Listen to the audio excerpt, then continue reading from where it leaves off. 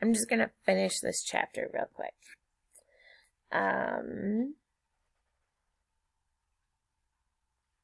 Her voice sounded funny still, tinier and far away, as if she were speaking from the bottom of a dark well.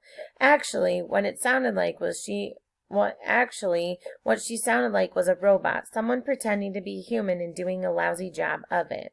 Flora felt a little flicker of fear. "Let me just light another cigarette here," said her mother, in her robot voice. She lit a new cigarette from the tip of the old one, which was, of course, chain-smoking and dangerous behavior at the best of times.